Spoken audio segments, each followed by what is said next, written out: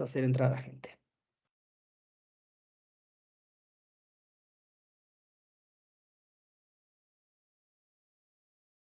Bien, entran.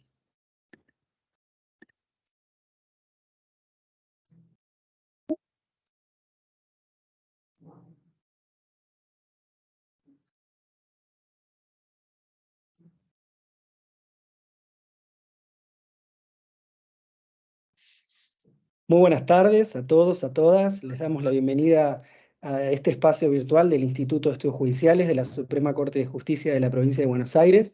Hoy nos encontramos en este espacio para la última clase de este ciclo de actualización en Derechos Humanos, esta actividad de capacitación que iniciamos el mes pasado. Bueno, hoy llega a su fin con la participación de la doctora Verónica Gómez. En este momento les estoy dejando, como siempre, en el chat un enlace para que puedan completar un formulario y así acreditar su participación en esta jornada. También comentarles que ahí mismo pueden encontrar otro enlace para escribir preguntas, aportes que crean convenientes realizar sobre la exposición de Verónica, y sobre el final se les dará espacio a ese ida y vuelta con el auditorio que la acompaña hoy. Solamente recordarles que se encuentra activa el aula dentro del campus virtual del instituto. Ahí pueden encontrar el material, los videos de las jornadas anteriores, y a partir de que terminemos esta charla de hoy, también van a poder descargar sus certificados de participación. Dicho esto, tomará la palabra ahora el doctor Marcelo Cricorian. Gracias, Camilo. Buenas tardes. Bienvenidas, bienvenidos. Efectivamente, es hoy la actividad de cierre del programa de actualización en Derechos Humanos que organiza el Instituto de Estudios Judiciales de la Suprema Corte de Justicia y también el Instituto de Formación e Investigación de la Magistratura y el Funcionariado Judicial de la provincia de Buenos Aires.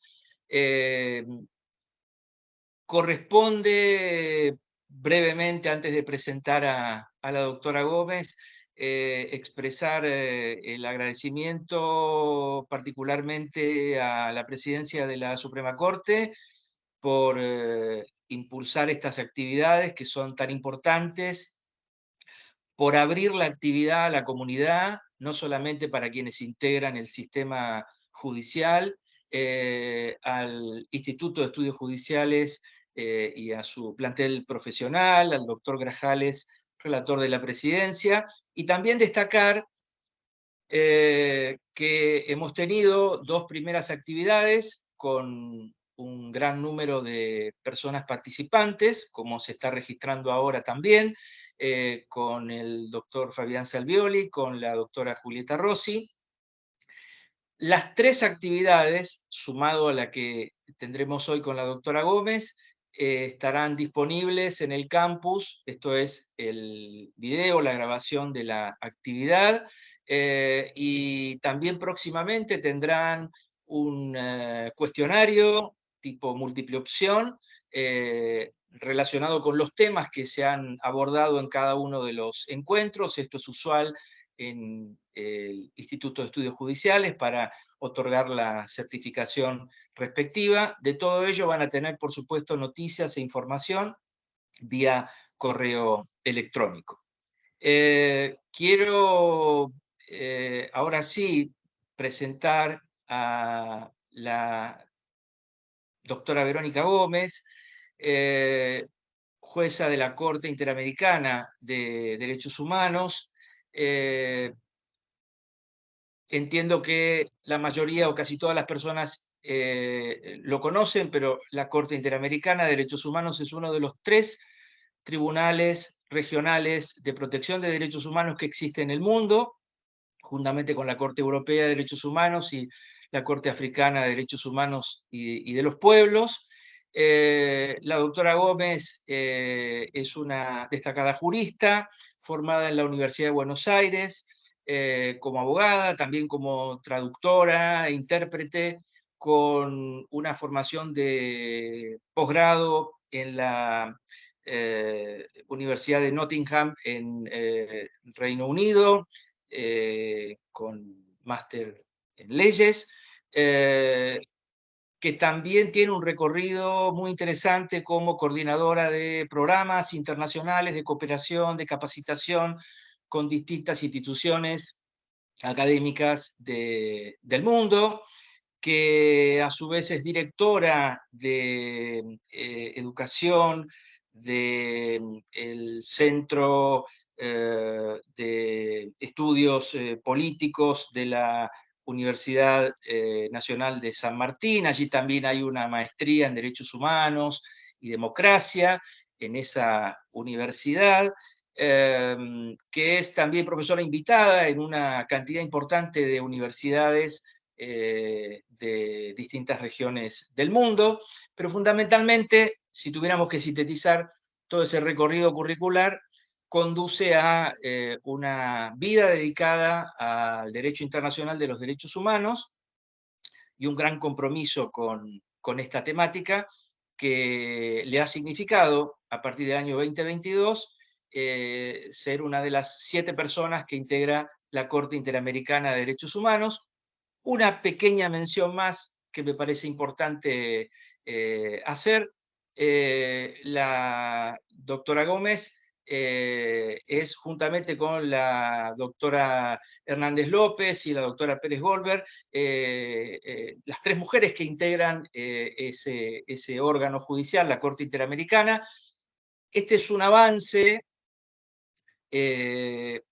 comparado con épocas anteriores, donde en más de 40 años de vigencia de la Corte Interamericana hubo solamente 2 juezas mujeres, y que tampoco coexistieron, la doctora Sonia Picado y la distinguida doctora Elizabeth Odio Benito, de modo que también en este sentido corresponde remarcarlo como una etapa auspiciosa de la Corte Interamericana, que esté integrada por juristas mujeres y que vayamos camino a tener paridad de género también en este órgano judicial.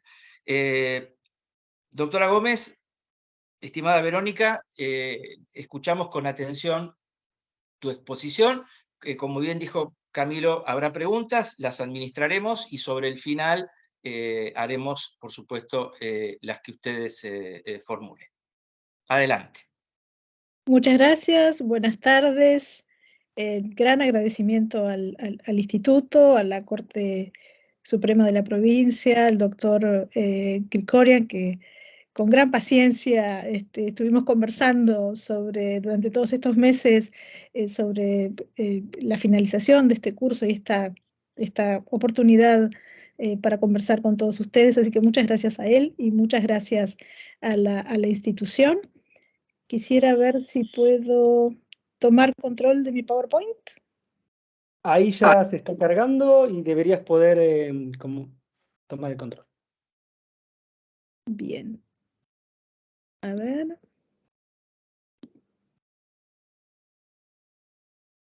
¿No te aparece el Trade Control como antes? No. No te preocupes, volvemos a intentarlo. Volvemos a intentarlo y a ver ahí. Quisiera, mientras tanto, porque creo que es importante cuando se habla de la protección internacional de los derechos humanos y del tema de derechos humanos en general, tener en claro desde dónde habla la persona. Hoy en día hablo desde mi rol como integrante de la Corte Interamericana de Derechos Humanos, pero en toda esa trayectoria profesional que fue también descrita por el doctor Krikorian, también hay un paso por la OEA. Fui funcionaria de la OEA durante 12 años, de la Comisión Interamericana de Derechos Humanos, y también por la Cancillería Argentina. Entonces me ha tocado también representar al Estado, o asesorar, más bien dicho, al Estado, no ante el sistema interamericano, sino ante Naciones Unidas. Entonces, creo que es importante comprender que todos estos puntos de vista vienen, los que voy a dar, vienen de mi experiencia de la academia, muchos años en la academia, pero también muchos años desde los organismos internacionales, pero también teniendo el punto de vista del Estado nacional. El Estado nacional frente a las obligaciones internacionales de derechos humanos. Hecha esa aclaración, voy a ver nuevamente,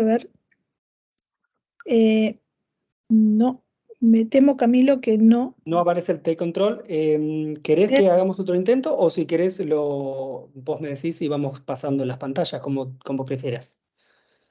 A ver si puedo. No, ¿podría intentar yo misma ¿Compartir? Sí, claro. compartir? Voy a dejar de compartir entonces yo para que puedas hacerlo vos.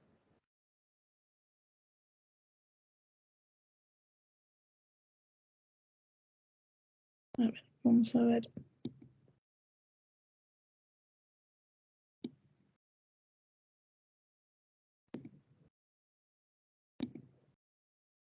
No. Si querés, intento una vez más yo. Sí, intentemos así. Vamos a hacerlo. En todo caso, si querés, vos me vas diciendo y la vamos corriendo. Debería aparecerte el botón de take control como hoy, pero bueno, si no. No, ya no. A ver ahora. Ahí se ve, pero Ahí al se menos... ve que yo no lo estoy controlando, ese es el tema. Ok. Pero bueno, Ok. me va a tener que ayudar No hay Camilo. problema. Cuando vos digas, voy pasando. Perdón, Camilo, No perfecto. pasa Muchas nada, gracias. por favor. Bueno, primero yo, en este recorrido tenemos una hora más o menos. Quisiera comenzar con un prólogo, a ver si pasamos a la primera diapositiva, que me parece importante. Se los voy a llevar un poco hacia atrás en la historia, una historia que ustedes conocen no de sus épocas de facultad, sino más bien de sus épocas de escuela secundaria. Y esto tiene que ver con comprender cuáles son los paradigmas actuales del derecho internacional, para que luego podamos pasar y podamos comprender mejor cómo está estructurada la protección internacional de los derechos humanos y además cómo entenderlas en un contexto histórico. Esto es, a mi entender, muy importante. También para el final, aunque no hay diapositivas sobre eso, que abramos una discusión sobre si esos paradigmas están en un momento de cambio. Así que bueno, Camilo, ¿podemos pasar a la primera imagen? Bueno, esta imagen quizás ustedes la vieron en algún libro de historia durante el colegio secundario, pero seguro estudiaron sobre este hecho histórico. Es una obra pictórica muy interesante, la primera de su tipo, y es casi como una fotografía de algo que ocurrió, que es la firma del Tratado de Münster en 1648, que pone fin a la Guerra de los 30 años. ¿Por qué es importante este momento? Más allá de los conflictos religiosos que llevaron a este conflicto armado, también era un conflicto sobre intereses nacionales en un momento en el cual la comunidad de naciones más activas, digamos, en el continente europeo, estaban saliendo del sistema feudal.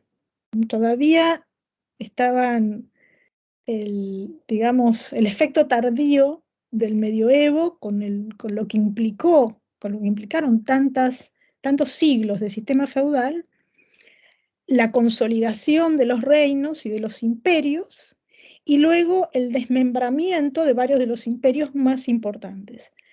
En particular, como todos estudiamos en el secundario, en el colegio secundario, la doble corona de Carlos I y Carlos V, Carlos I de España y Carlos V de Habsburgo, la misma persona, controlando muchos territorios a nivel europeo.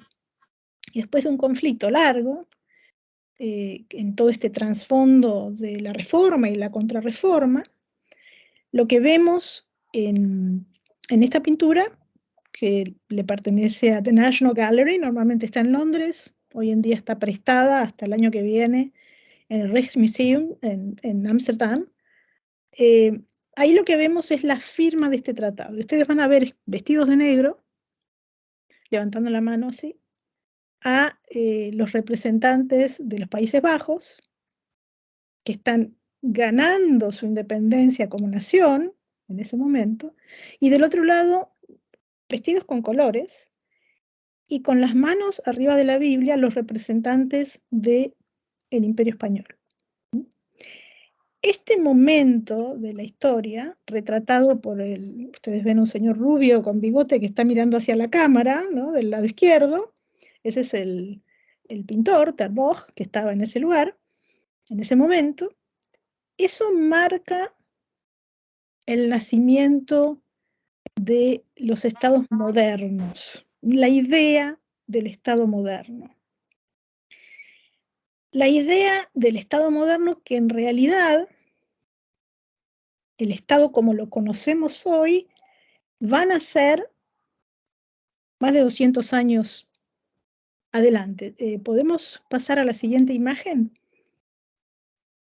Esta es una imagen muy importante para nosotros. Y es, yo diría, el símbolo de ese momento en el cual los estados, en el sentido más moderno, empiezan a nacer a la comunidad internacional, que es el momento de las guerras de independencia en nuestro continente. Y a la persona que vemos allí, no es ni San Martín, ni Bolívar, es Toussaint Louverture, el héroe de la independencia haitiana, la única revolución de esclavos exitosa en la historia de la humanidad. Esa independencia fue de las primeras en ocurrir, después de las de Estados Unidos, fue la primera en ocurrir, 1805, 1806, y simboliza ese movimiento independentista que luego, con nuestro propio movimiento, iniciado en 1810, se va a expandir por los distintos estados de la región, y que de alguna forma va a cambiar las cosas. Esta es la introducción de los estados nacionales a la comunidad internacional. Muchas veces consideramos que los estados de América Latina son jóvenes, y eso en realidad no es verdad. Son de los estados más antiguos de la comunidad internacional, con este formato moderno. Como sabemos, superadas las guerras de independencia, especialmente las que se libraron en contra del Imperio Español, en el caso de Haití, en contra de Francia, Brasil sigue otro derrotero, distinto al nuestro, pero en el caso de esas guerras, después fueron seguidas por guerras civiles, y guerras civiles que más que nada eran una discusión sobre el contenido de las nuevas constituciones nacionales. Era una discusión sobre qué sistema de gobierno se iba a adoptar y luego qué formato iba a tener la constitución. Nosotros lo sabemos bien porque nuestro conflicto duró por un largo tiempo, hasta la adopción de la Constitución 1853-1860, luego con la incorporación de Buenos Aires. Y uno podría decir, mirando la historia, que hemos pasado gran parte del siglo XX intentando hacer funcionar la aplicación de las constituciones del siglo XIX. Los estados europeos, como los conocemos hoy, muchos de ellos van a surgir en un proceso ya que aparece hacia finales del siglo XIX, con los procesos de disolución de los imperios europeos y luego procesos como el de la unidad italiana, el de la unidad alemana, etcétera, etcétera. Si podemos pasar a la siguiente diapositiva, este es otro momento muy importante del cual les quiero hablar. Esta es una reunión que tuvo lugar, una de las muchas reuniones de las repúblicas americanas, las repúblicas que se habían independizado hacia principios del siglo XIX, que tanto habían luchado por tener sus constituciones hacia mediados del siglo XIX, y que hacia finales del siglo XIX están ansiosas por el desarrollo comercial, pero no solamente el desarrollo comercial y entrar en un proceso de organización nacional. Ahora que, por ejemplo, tienen sus propios registros civiles, que no es la iglesia la que está registrando los nacimientos, los matrimonios y las muertes, sino que tienen sus propios registros civiles, hay un fortalecimiento del Estado Nacional, tienen otro problema. Y el problema es el surgimiento de las nuevas potencias, no solamente las potencias europeas, sino a nivel continental.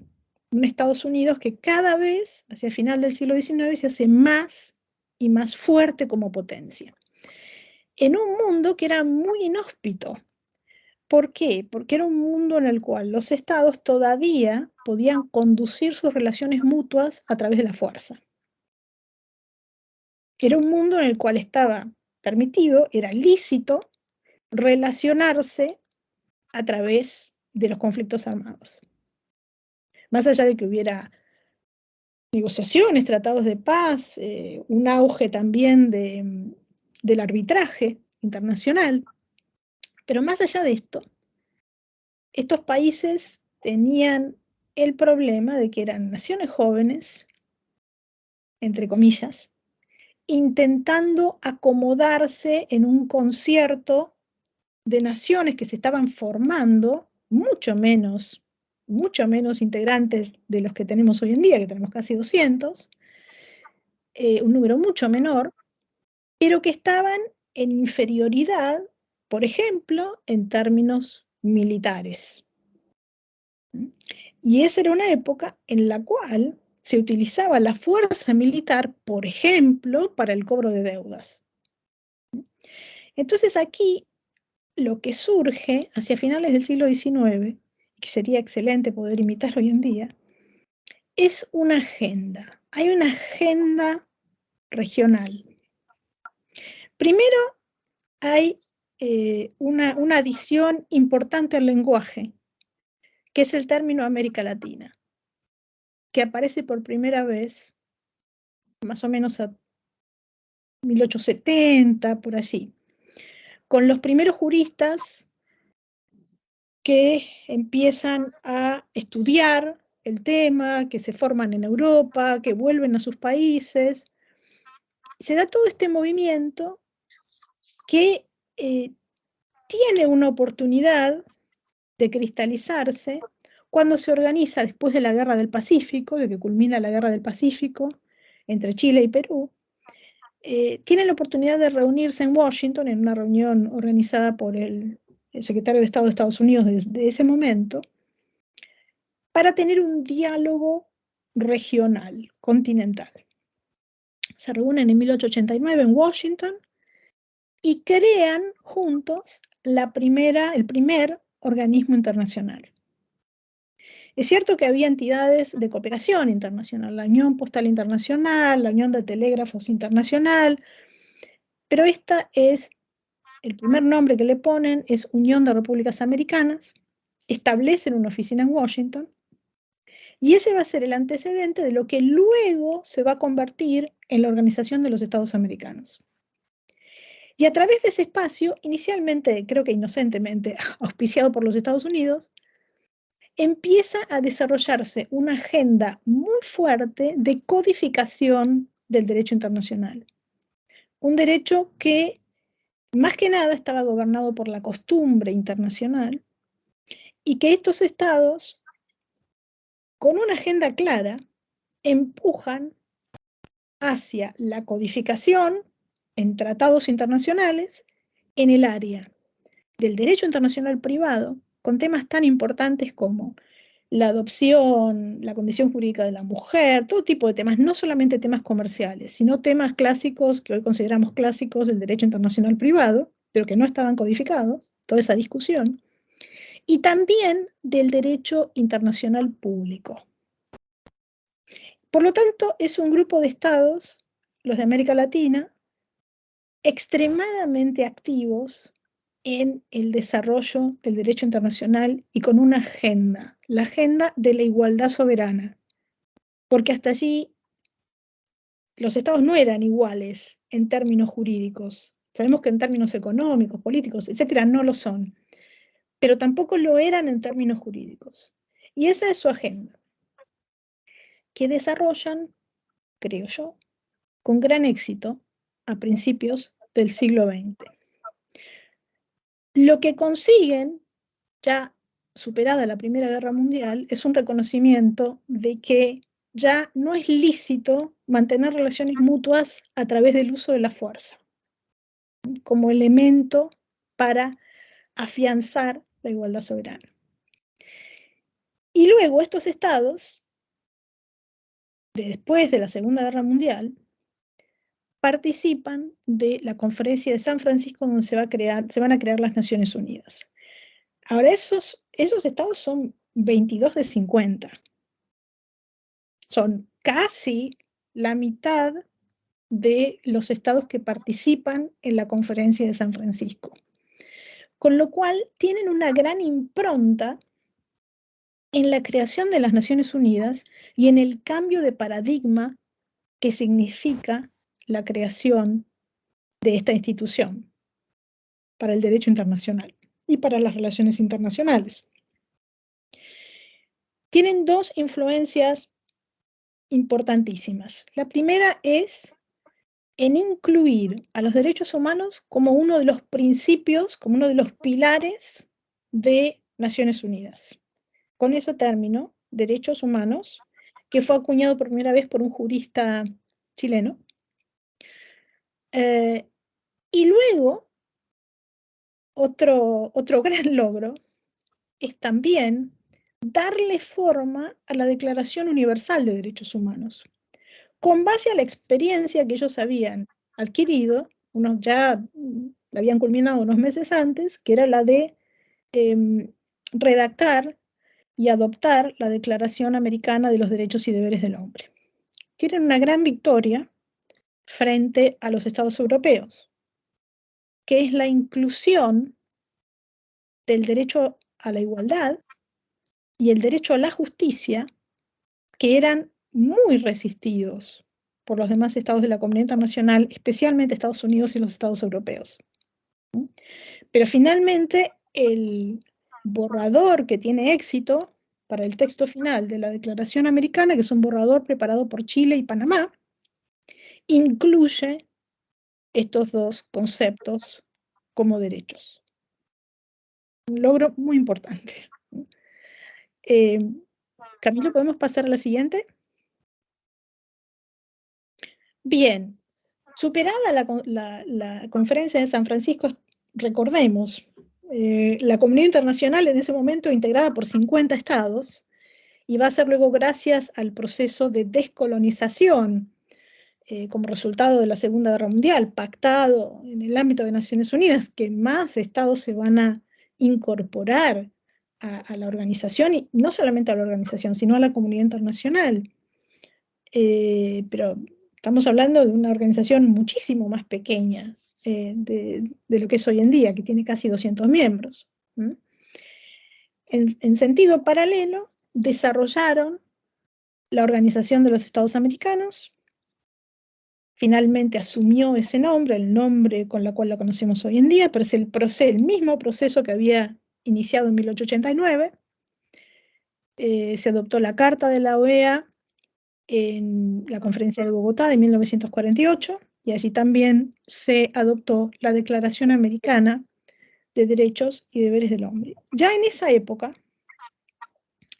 antes, 1945, antes de que culminara la Segunda Guerra Mundial, ya los estados de América Latina, junto a otros estados de la comunidad internacional, habían discutido la necesidad imperiosa de adoptar tratados de derechos humanos. Es decir, de cambiar el paradigma del objeto de los tratados internacionales, que solamente gobernaban la relación entre estados, en términos bilaterales y multilaterales, en distintos temas, de límites comerciales, etc. En algunos casos, haciendo referencia a los nacionales, a la protección de nacionales de un tercer estado, pero expandir el paradigma para adoptar tratados que protegieran a personas. Pero esa intención de adoptar tratados en derechos humanos, expresada en 1945, solamente se va a hacer realidad para América Latina en 1969 con la adopción de la Convención Americana. Lo que tenemos aquí, en 1948, es la adopción de una declaración. Ahora, Vamos a repasar un poco también sobre cómo funcionan las fuentes del derecho internacional y por qué es importante saber distinguir entre una declaración, un tratado internacional y una pieza de lo que se denomina soft law. Si podemos pasar a la diapositiva siguiente. Y allí en la Carta de la OEA está expresado esa agenda de finales del siglo XIX. Lo dice claramente la Carta: el orden internacional consiste esencialmente en el respeto por la personalidad, la soberanía y la independencia de los estados, y el cumplimiento fehaciente de las obligaciones derivadas de los tratados y otras fuentes del derecho internacional. Ese es lo que informa el derecho internacional moderno, la igualdad soberana de los estados, la versión siglo XX del derecho internacional basado en la idea de igualdad soberana de los estados como único sujeto del derecho internacional, pero a la vez con ese otro paradigma creciente de el empleo del derecho internacional, que es un derecho, si me apuran, contractual, que se basa en el acuerdo entre pares, entre estados, pero con el reconocimiento a los derechos de la persona. ¿Por qué hago tanto énfasis en esto que parece un poco removido del sistema interamericano y de la jurisprudencia de la Corte Interamericana? Porque son paradigmas fundamentales que informan nuestro trabajo como juristas, lo han hecho durante el siglo XX y lo siguen haciendo hoy en día, pero que al mismo tiempo son paradigmas que en este momento creo que muchos podemos percibir están en un momento de cambio, porque hay otros actores transnacionales que tienen mucha más influencia que los estados nacionales. Estamos en un momento de cambio en ese sentido en el siglo XX. Entonces es muy importante comprender el paradigma del que venimos para comprender los desafíos que tenemos hoy en día para aplicar las normas que tenemos, especialmente cuando miramos los temas de empresas y derechos humanos, grupos armados no estatales frente a los derechos humanos, y también cuando miramos el tema de la crisis climática. ¿Y a quién estamos protegiendo? ¿Y quién es responsable por la protección? ¿Y en qué medida? ¿Y por qué tipos de protección? Entonces, creo que es muy importante repasar todo esto que muchas veces damos por sentado y por sabido. Pasamos a la siguiente slide. Muy bien, entonces, pasando un poquito en blanco todo esto, tenemos la Carta de la OEA y la Declaración Americana de Derechos y Deberes del Hombre en el 48. Ahora vamos a hablar un poco de las instituciones del sistema interamericano y vamos a ver la creación de la Comisión Interamericana de Derechos Humanos en 1959, la adopción de la Convención Americana de Derechos Humanos en 1969 y en 1979 la creación de la Corte Interamericana de Derechos Humanos, un año después de que entra en vigor la Convención Americana. La Convención Americana estuvo 10 años para colectar las ratificaciones necesarias para su entrada en vigencia. Requería de 10 ratificaciones como tratado multilateral para poder entrar en vigencia, pero, pobre Convención Americana, apenas fue adoptada, entramos en una época en América Latina en la cual abundaban los gobiernos dictatoriales, militares, que poco interés tenían en someterse al escrutinio internacional con relación a el tema derechos humanos. Entonces había muy pocos incentivos para que estos estados ratificaran la Convención Americana de Derechos Humanos. Se tardó 10 años, se logró en 1978. Ustedes dirán, bueno, un momento de auge de las dictaduras en América Latina, era casi todos los estados, menos Colombia y algún otro, en Costa Rica, eran todos dictaduras en ese momento, pero también hubo como una ventana durante el gobierno de Jimmy Carter en Estados Unidos, en la cual se le pidió a algunos estados que rindieran cuenta en materia de derechos humanos, y como gesto de buena voluntad se les dijo, bueno, que como gesto de buena voluntad ratificaran la Convención Americana. Eso hizo que muchas dictaduras en ese momento ratificaran la Convención como gesto de buena voluntad hacia Estados Unidos.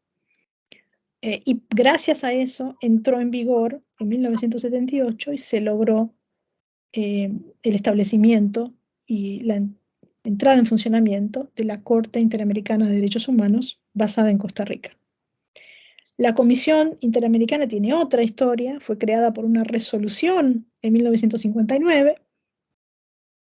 La idea con la creación de la Comisión Interamericana era tener algún órgano que interpretara y aplicara la Declaración Americana de Derechos y Deberes del Hombre, que había sido adoptada en 1948, porque no tenía un intérprete autorizado.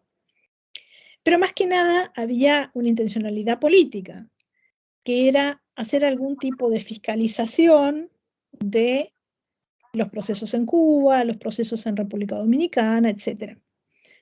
La comisión hizo esa tarea cuando fue establecida originalmente, pero rápidamente comenzó a dedicarse a las miles de denuncias que comenzó a recibir de personas afectadas en sus derechos en los estados de la región. Y comenzó a hacer visitas in loco en todos los estados, no solamente en esos 2 estados. Nunca logró hacer una visita en Cuba porque nunca se le dio la anuencia para visitar, hizo muchas visitas a República Dominicana, pero comenzó a visitar muchos estados de la región y comenzó a desarrollar un sistema de peticiones individuales basado solamente en la práctica y en su reglamento. Y con eso empezó a crecer como institución y adoptó muchas de las buenas prácticas que se siguen utilizando hoy en día en materia y que han sido ejemplos para otros órganos de tratados a nivel internacional sobre cómo llevar adelante una visita in loco, cómo visitar una cárcel, cómo redactar un informe de país. Muchas de esas buenas prácticas que hoy damos por sentadas fueron dibujadas paso a paso por la Comisión Interamericana en momentos muy complejos de la historia del continente. Si podemos pasar a la placa siguiente, una más. Entonces, para hablar un poquito más en detalle sobre las instituciones, entonces, en el sistema interamericano de protección de derechos humanos, que es una parte principal de la Organización de los Estados Americanos, de la OEA, tenemos estas 2 instituciones, entonces, resumiendo un poco lo que ya dijimos. La Comisión Interamericana, creada en el 59, luego reconocida en el texto de la Convención Americana, cuando los estados se reúnen en la Conferencia de San José a redactar la Convención Americana, se reconoce la preexistencia de la Comisión Interamericana, y luego al año siguiente, mucho antes de que entre en vigor la Convención Americana, también se la incluye en la Carta de la OEA como el órgano de la OEA con competencia en derechos humanos. Eso es muy importante. ¿Por qué? Porque va a hacer que la Comisión Interamericana tenga competencia sobre todos los estados miembros de la OEA, absolutamente todos. Y eso incluye no solamente a los estados de América Latina, sino que incluye a Estados Unidos, a Canadá, y a un grupo de estados que empiezan a sumarse a la OEA porque van progresivamente adquiriendo su independencia, que son los estados del Caribe angloparlante. Son los estados del Commonwealth, que solían ser colonias británicas y a principios de los 70 comienzan a hacerse independientes, comienzan a ser nuevos miembros de la comunidad internacional y se suman a la Organización de los Estados Americanos. Son 14 en total, son muchos, son estados archipelágicos que se suman a una organización donde cada estado tiene un voto. Entonces, la Comisión Interamericana tiene competencia sobre todos ellos. Y luego, la Corte Interamericana, prevista en la Convención Americana, que solo es establecida una vez que la Convención Americana entra en vigor, en 1978, y la Corte se la establece en el 79,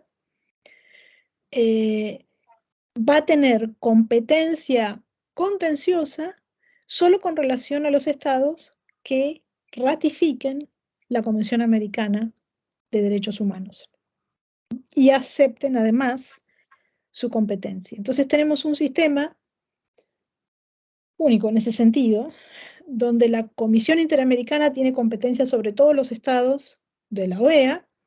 Podemos tener una discusión muy larga, todos nosotros, ustedes y yo, sobre si los estados de la OEA son 35, 34 o 33, según acordemos en que Cuba es miembro y Venezuela también. Eso es una larga discusión que no me interesa tener, digamos, pero digamos que en teoría son 35, pero tenemos algunos casos especiales. ¿Mm?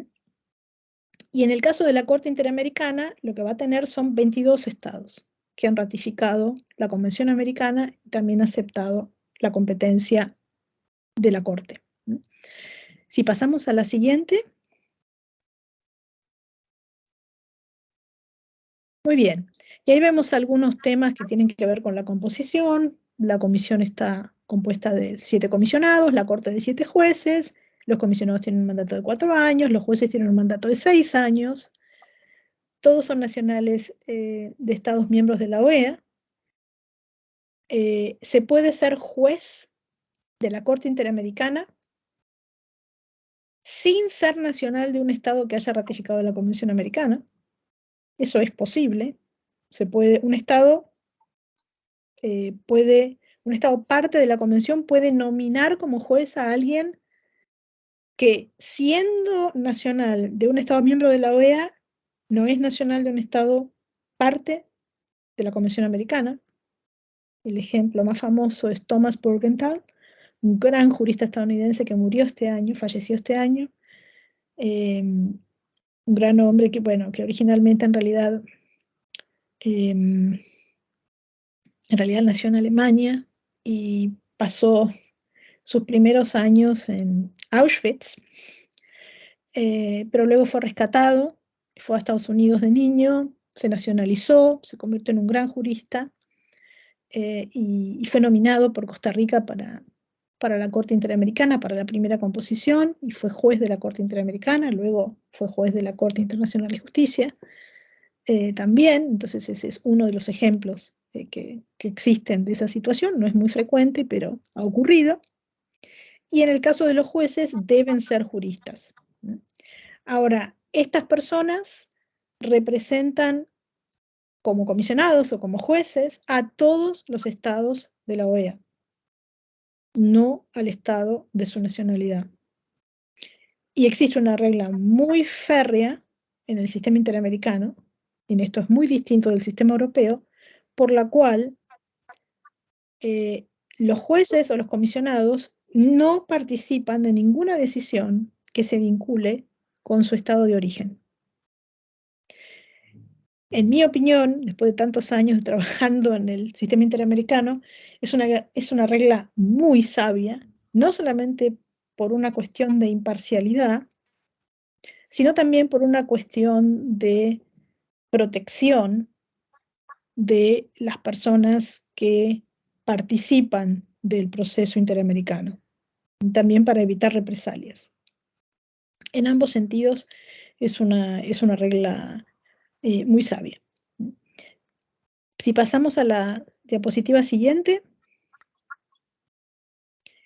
Bueno, aquí solamente un repaso y ahora vamos a ver más en detalle cada una. Entonces, la Comisión Interamericana, en términos de competencias, es un órgano cuasi judicial, no es una corte.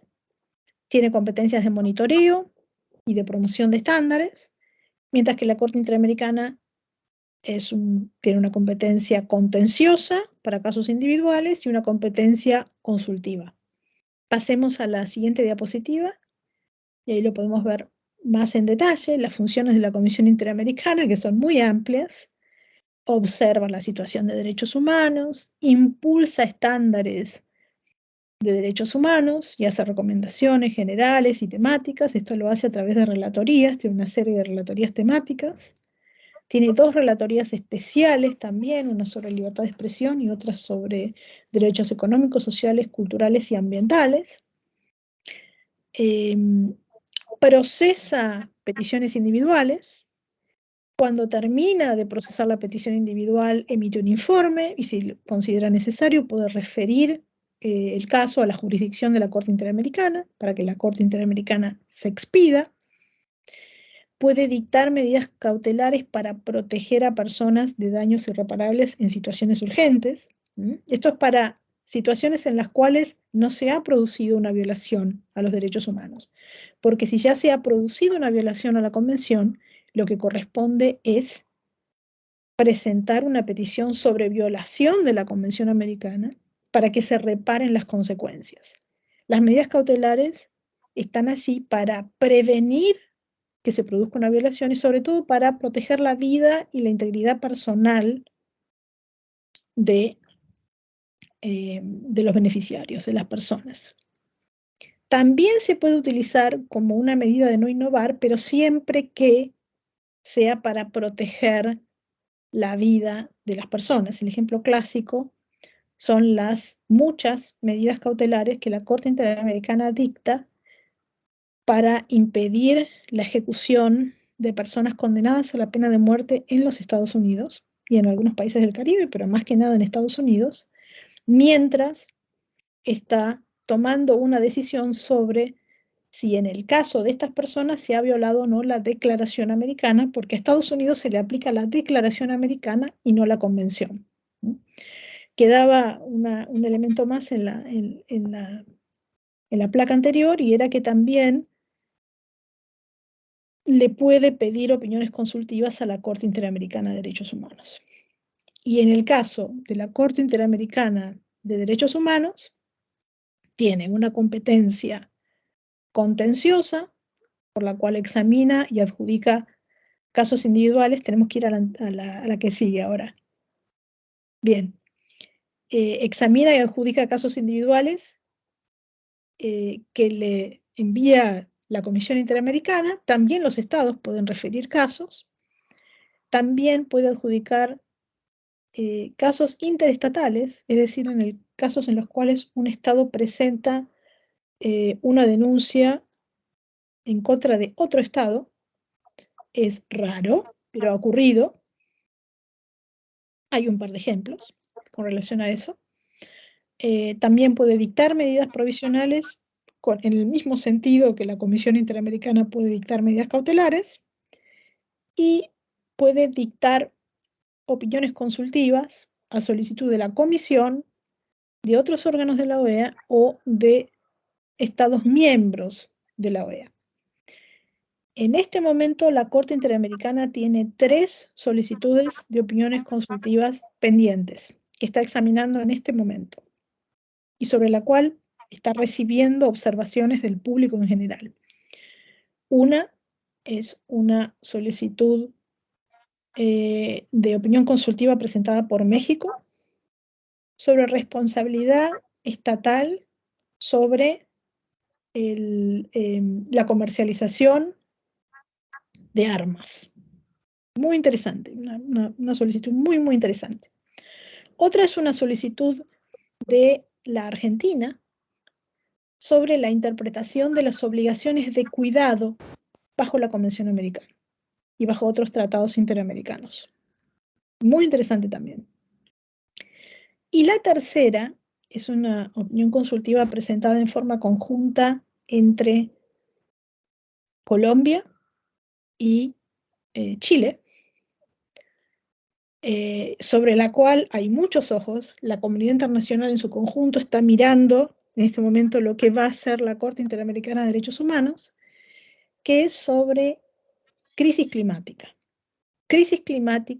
y derechos humanos. Es una opinión muy interesante y que se presenta en forma paralela a otras 2 solicitudes de opinión una solicitud de opinión presentada por Vanuatu ante la Corte Internacional de Justicia, también sobre tema de crisis climática, y otra más que ha sido presentada al Tribunal del Mar sobre el impacto de la crisis climática en los cuerpos de agua, también muy importante.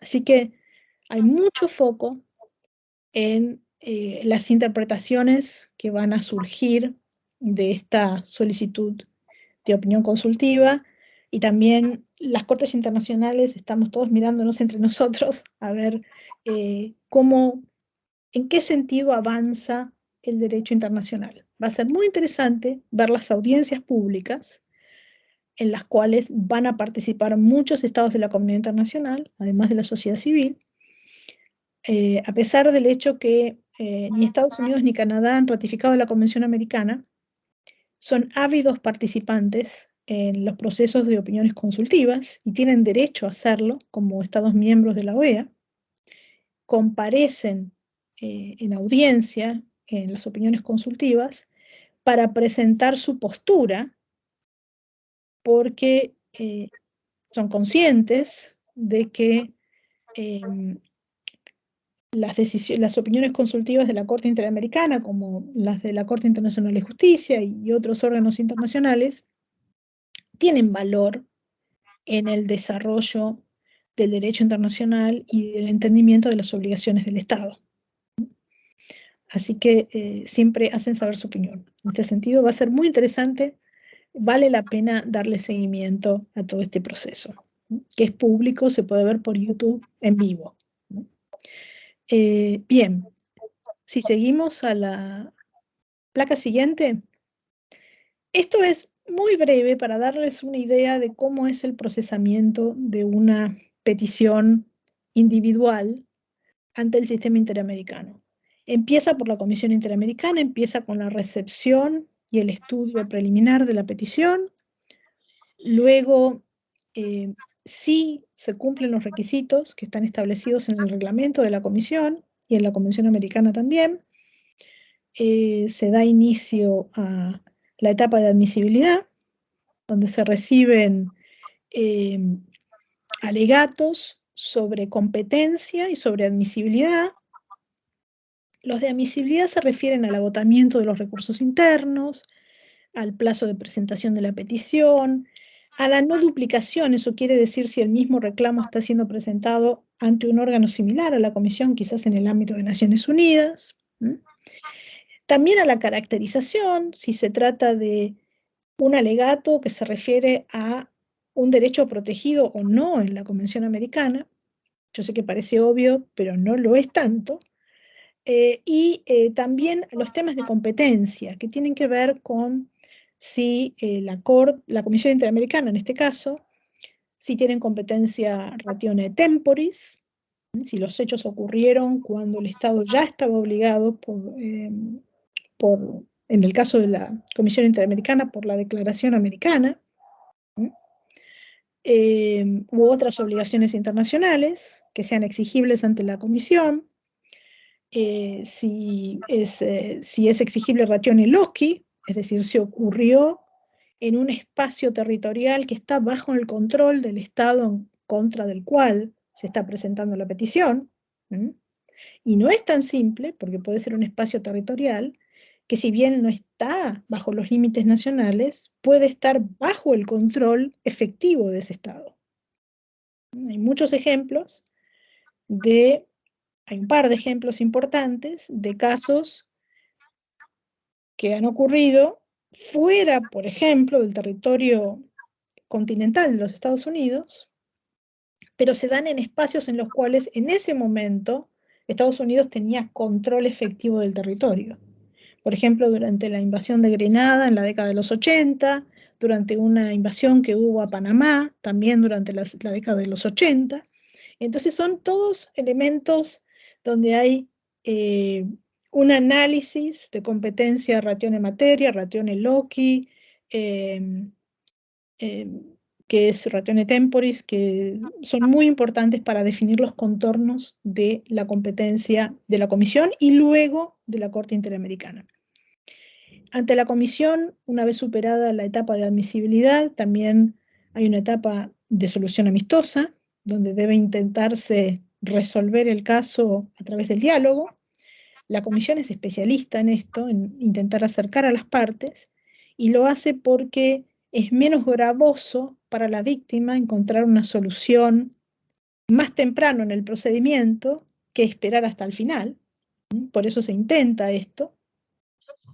Y hay ejemplos muy interesantes donde las soluciones amistosas han dado importantes resultados, no solamente para la víctima en el caso particular, sino en general, no solamente para la sociedad, sino también en términos de estándares que son aplicables luego a nivel regional.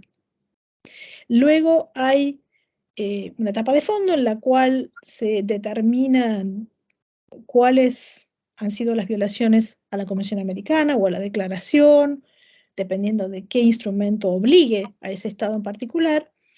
Luego se redacta un informe que en la jerga de la Convención se llama Informe Artículo 50, que incluye una serie de conclusiones y recomendaciones, y si el Estado incumple con las recomendaciones, el caso se envía a la jurisdicción de la Corte. Si pasamos a la placa siguiente,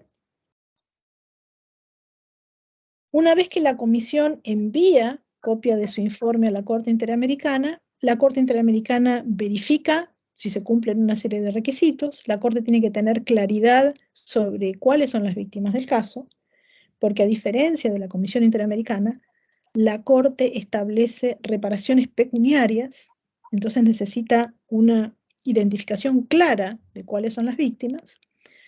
Si se cumple con todos esos requisitos, se notifica el caso, y allí tenemos un proceso en el cual hay 3 participantes. La Comisión Interamericana como en un rol de protector de los intereses del sistema en general, y luego los representantes de la víctima y el Estado involucrado. Siempre el Estado, porque en este paradigma de protección de derechos humanos, el Estado es quien debe responder por las violaciones a los derechos humanos, porque es quien se obliga a través del tratado.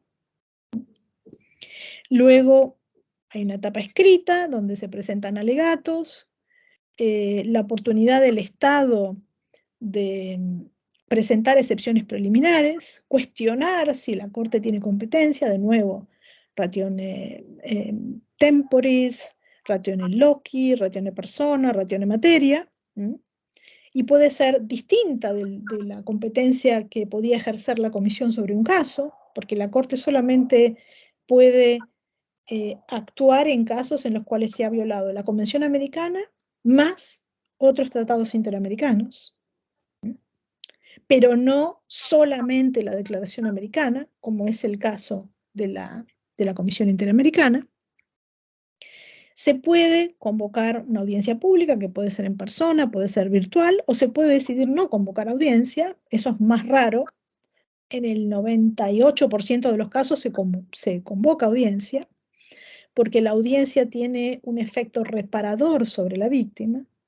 Es el momento en el cual se escucha a la víctima, es parte de su reparación, y luego se dictan en forma conjunta, a menos que haya motivos para hacerlo por separado, una sentencia en la cual se hace referencia a las excepciones preliminares, al fondo y a las reparaciones. No solía ser así en épocas muy anteriores, hace 30 años cuando empezamos con todo esto, más de 30 años. Habían 3 etapas separadas: la etapa de jurisdicción, la etapa de fondo y luego la etapa de reparaciones, con lo cual en los procesos ante la Corte podían llegar a durar 7, 8 años en total. Hoy en día es una etapa resumida y en promedio los procesos ante la Corte duran 22 meses. Ese es el promedio de duración de un proceso ante la Corte Interamericana. Luego hay una oportunidad para pedir una solicitud de interpretación de la sentencia, Y luego se comienza con un largo procedimiento de cumplimiento, en el cual la Corte va dando seguimiento a en qué medida el Estado va cumpliendo con los puntos resolutivos de la sentencia, que pueden incluir obligaciones de dar, de hacer o de no hacer.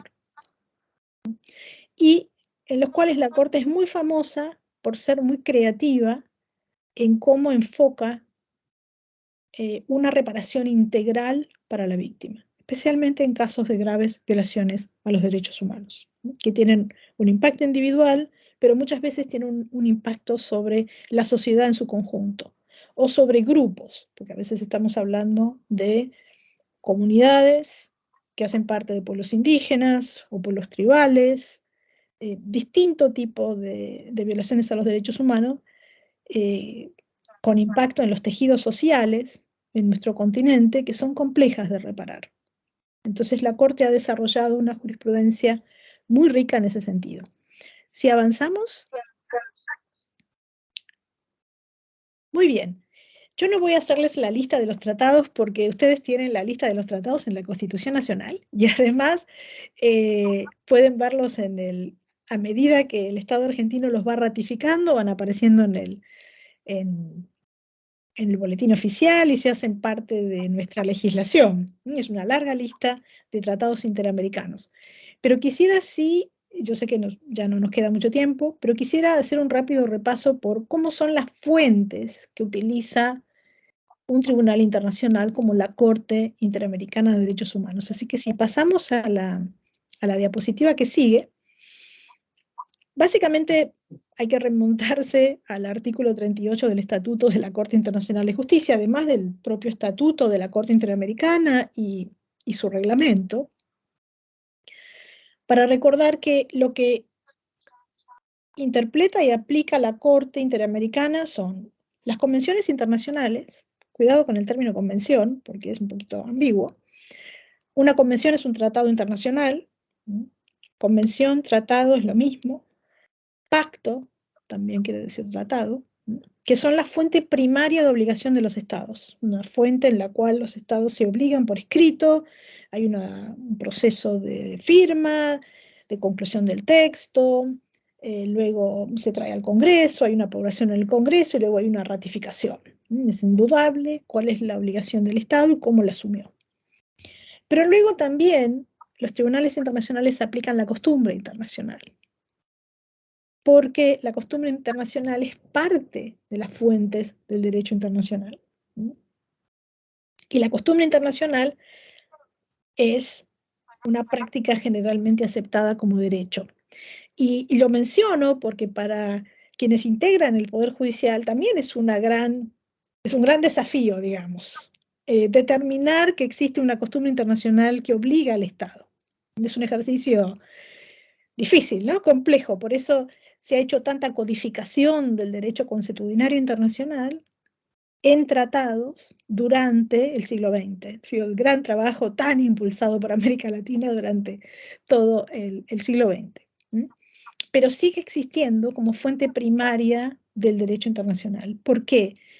Porque en la comunidad internacional no hay una fuerza de choque que hace cumplir las decisiones, no hay una policía internacional.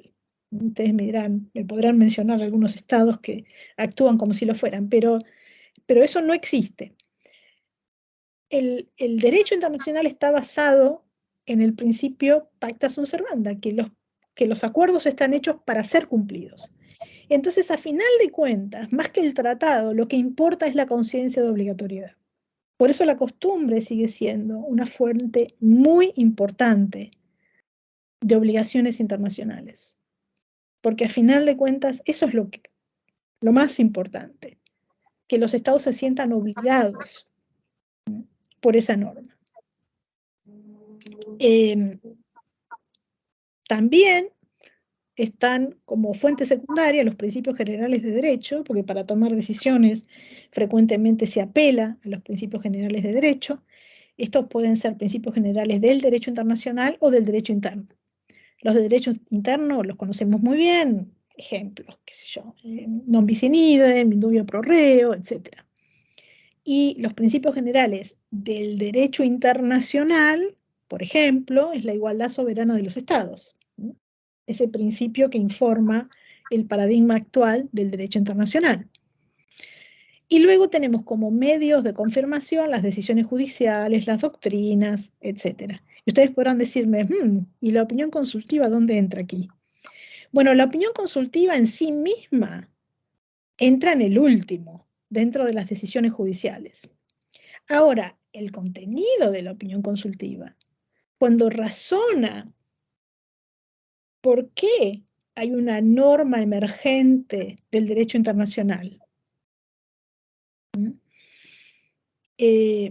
Bueno, si logra hacer un razonamiento que expresa el estado de cosas en las obligaciones y en las relaciones entre estados, y su entendimiento de cuáles son sus obligaciones, bueno, la opinión consultiva puede ser prueba de una costumbre internacional, porque es una fuente más que explica la forma en la cual los estados, ya sea por acción o por omisión, por aquiescencia, demuestran que consideran que hay una conducta en particular que los obliga. Así que es muy interesante. Básicamente los internacionalistas nos dedicamos a esto, digamos, a hacer este tipo de determinaciones. Si pasamos a la placa que sigue.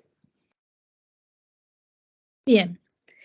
Además, yo quería hacer referencia a esto otro, que caracteriza también al sistema interamericano, además de su enfoque en el tema reparaciones. Y es las herramientas interpretativas expansivas que le da a la Comisión y a la Corte el artículo 29 de la Convención Americana. Es una gran ventana que no solamente le permite, sino que obliga a la Comisión y a la Corte no solo a considerar el texto de la Convención Americana de 1969, sino también a interpretar esas normas a la luz de las leyes de los estados partes en un sentido progresivo, derechos que las leyes de los estados partes o los tribunales de los estados partes dan, y que pueden informar una interpretación más progresiva de la Convención Americana, darle el carácter de instrumento vivo, no de un instrumento muerto en 1969, también otras obligaciones que los estados asuman en otros tratados de los cuales sean parte, y también en la Declaración Americana de Derechos y Deberes del Hombre, que si ustedes la leen hoy en día, ¿no? Ya tiene más de 75 años tiene la Declaración Americana, y ustedes van a ver muchos de los dilemas que tenemos hoy en día están resueltos en la Declaración Americana de 1948 por ese lenguaje abierto que tiene. Y también dice otros actos internacionales de la misma naturaleza, es decir, instrumentos internacionales que no son tratados, pero que de todas formas tienen un valor especial, a pesar de no ser tratados en un sentido formal. Si podemos pasar a la siguiente. Entonces quiero darle ejemplos de eso. ¿Qué significa eso? Y en derecho internacional, perdón el término en inglés, lo llamamos soft law. Y si pasamos a la diapositiva siguiente, tengo un par de ejemplos aquí. Uno es el protocolo de Estambul. Es una norma muy importante. En realidad es un protocolo escrito por un grupo de expertos en tortura, pero que nos dan expertos en tortura de todo el mundo, que incluyen funcionarios de distintos países, internacionalistas, médicos, etc., que nos dieron en 2004 un manual sobre cómo investigar y documentar casos de tortura, que es todo un tema. probar la tortura a nivel judicial, a nivel interno y a nivel internacional. Entonces, este es un documento que explica cómo se debe llevar adelante una investigación o la determinación de si una persona ha sido torturada o no. Entonces, esta es una ayuda fundamental al momento de determinar si los agentes del Estado cumplieron o no con su obligación de investigar debidamente un acto de tortura.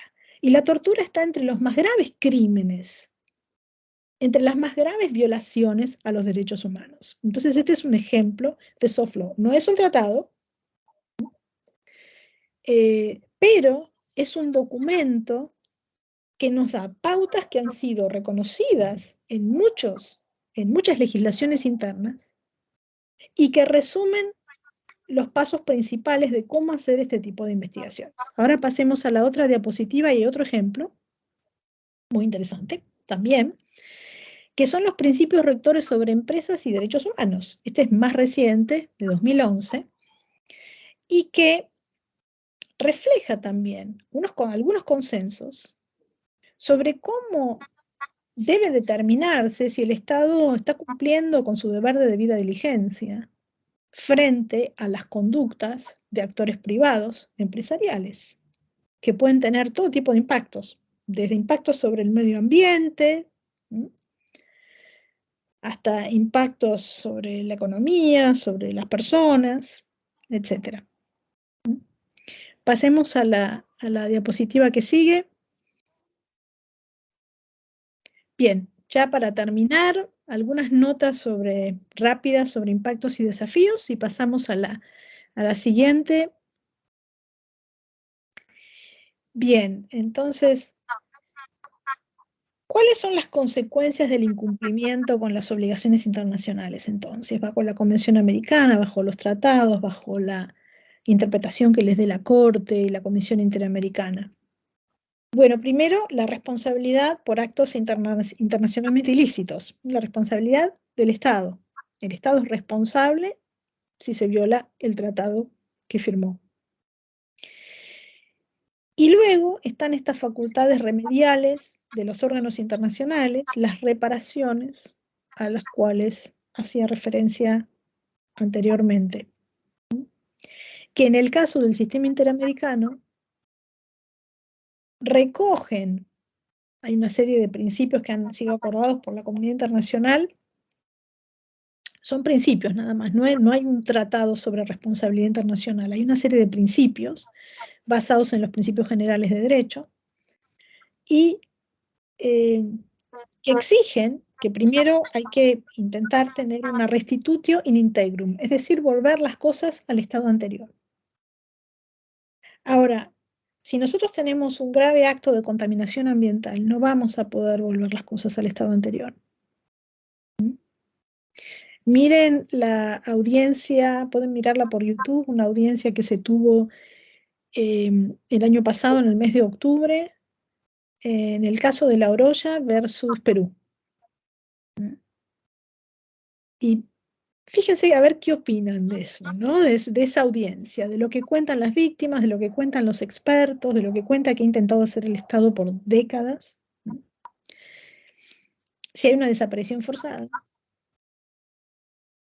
no se pueden volver las cosas al estado anterior, porque no podemos hacer reaparecer a la persona después de cierto tiempo. Podemos intentar buscar los restos, eso sí, y recuperar su memoria, y trabajar por el derecho a la verdad. Si hay un acto de tortura, es muy complejo volver la situación al estado anterior, también, porque las secuelas pueden ser permanentes. Depende del acto de tortura. Pero son complejas de reparar las violaciones a los derechos humanos en muchos casos. En otros no, quizás puede significar que a una persona se le dé el debido proceso para que sea admitida como asilado en un país, por ejemplo. Entonces depende de la naturaleza de la violación. Y hay siempre reparaciones pecuniarias por daños materiales y no materiales, pero es todo un universo que ustedes si leen las decisiones de la Corte Interamericana lo pueden ir descubriendo. Así que bueno, quisiera pasar ya al slide que sigue. Ahí está. Y entonces, ¿cuáles serían las contribuciones al desarrollo del derecho internacional de estos órganos interamericanos, con estos estados tan ambiciosos al final del siglo XIX y al principio del siglo XX, con su agenda? Bien, en principio parecen haber desarrollado herramientas para investigar violaciones masivas y graves a los derechos humanos, porque les tocó desarrollarse durante la época de las dictaduras en América Latina. También les ha tocado desarrollar herramientas para proteger la vida y la integridad física en situaciones urgentes. ¿Por qué? Porque estamos hablando de un continente que tiene un número récord de defensores de derechos humanos bajo amenaza, bajo ataque. Hoy en día, especialmente los defensores del medio ambiente en muchos países de la región están pasando por esta situación. Por eso se han adoptado tratados, por ejemplo, como el Tratado de Escazú, que aborda este tipo de temas.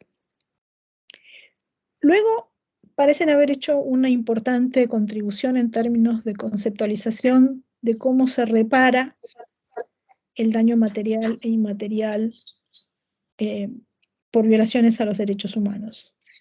Es una experiencia completamente distinta a la experiencia desarrollada en el sistema europeo, donde lo único que se da es el pago de una suma de dinero fija.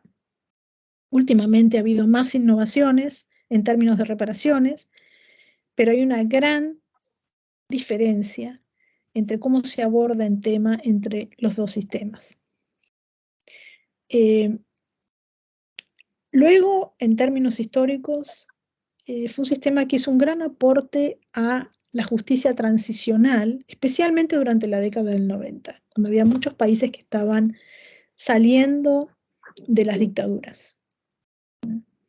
Y allí los fallos de la Corte, fallos como por ejemplo el caso Barrios Altos contra Perú, el caso Hellman contra Uruguay, muchos otros, Almonacid contra Chile, hicieron una contribución importante en ese sentido, en términos de verdad y justicia en casos de graves violaciones a los derechos humanos. Y luego ha desarrollado una herramienta muy interesante y muy útil a través de las soluciones amistosas, llegando a soluciones amistosas con base al diálogo con los estados. Y si vamos a la última diapositiva, es un sistema que también confronta desafíos institucionales. Primero, la cuestión de la falta de universalidad en la ratificación de los tratados interamericanos, por lo cual tenemos una porción importante de estados de la OEA que no han ratificado la Convención Americana, entre ellos Estados Unidos, Canadá y algunos países del Caribe, pero que sí están sujetos a la competencia de la Comisión Interamericana. Y hay muchas decisiones de la Comisión Interamericana sobre temas clave que afectan a esos estados y que en algunos casos han sido recepcionadas en forma muy positiva en la legislación interna. Luego está la cuestión que aflige a todas las instituciones internacionales, que es la del cumplimiento parcial de las sentencias, las resoluciones, en el caso de la Corte, las recomendaciones en el caso de la Comisión Interamericana. Es menos grave de lo que parece en términos estadísticos. La mayoría de los casos tiene un cierto grado de cumplimiento a lo largo del tiempo. La publicidad, el pago de las indemnizaciones.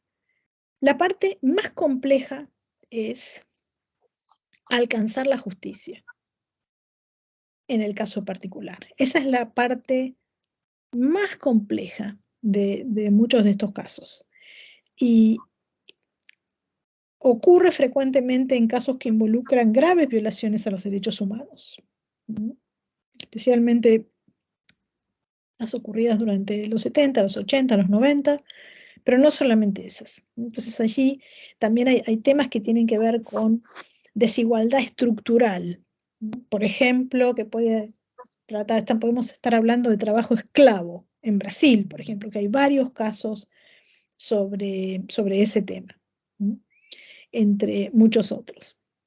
Y luego el hecho de que todos los órganos de tratado, le ocurre también a la Corte Europea de Derechos Humanos, muchísimo, más asediada que nosotros se siente, en realidad la Corte Europea, siempre hay una puja por parte de los estados, a pesar de que fueron los creadores del sistema, que eligen a los jueces y a los comisionados, la puja por ejemplo, introducir criterios como el margen de apreciación, que es un criterio interpretativo que se utiliza en el Sistema Europeo de Derechos Humanos, y que daría la pauta de que los tribunales internacionales o la Corte Interamericana debería utilizar un distinto margen de apreciación para cada estado, un margen diferente conforme a las características internas de cada uno de ellos.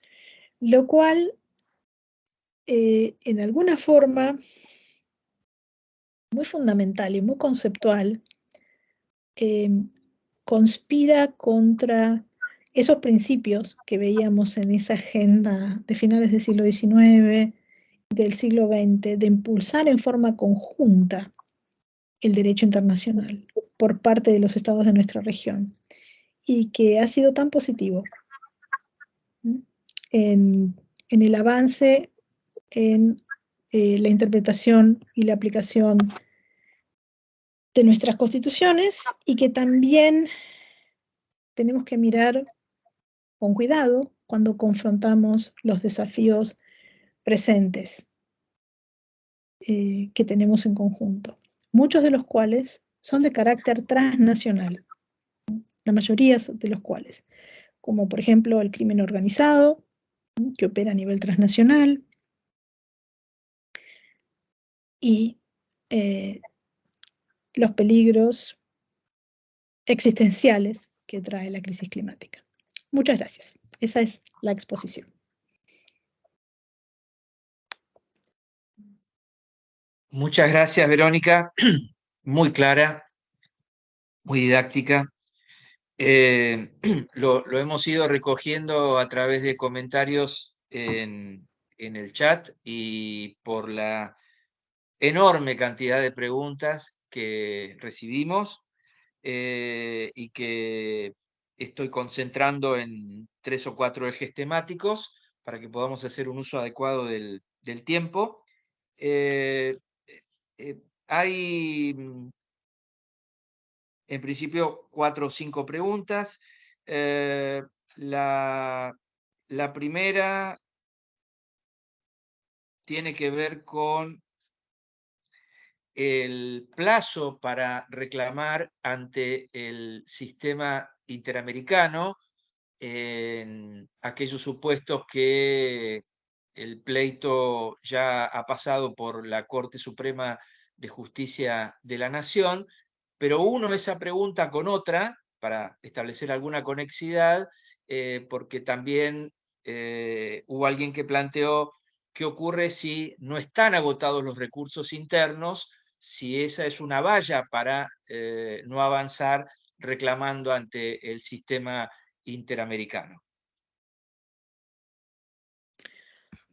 Bien, preguntas muy técnicas, sobre las cuales hay ríos de tinta y bosques de papel.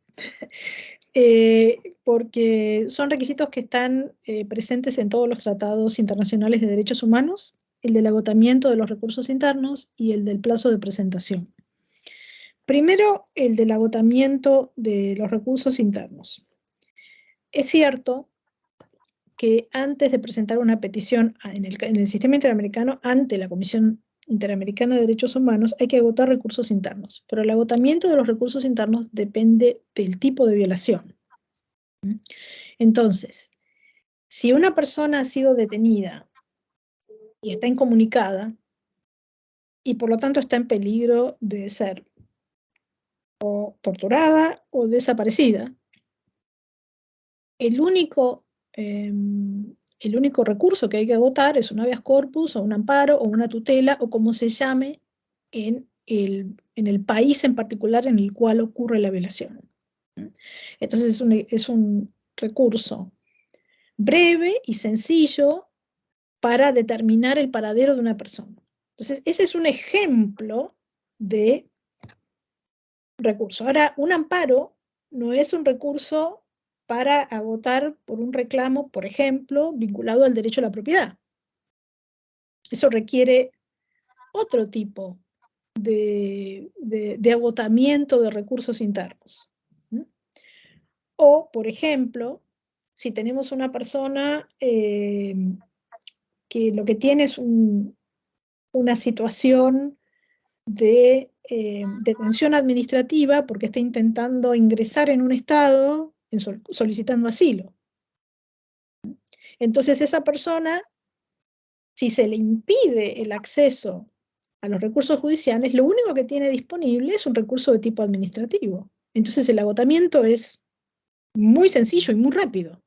Entonces depende del tipo de violación, del tipo de reclamo y de la violación que se alega en el reclamo. O sea, no hay una fórmula que resuelva este problema. Depende de la violación que se alega, el recurso que debe invocarse y que, si es inefectivo, puede resultarse agotado.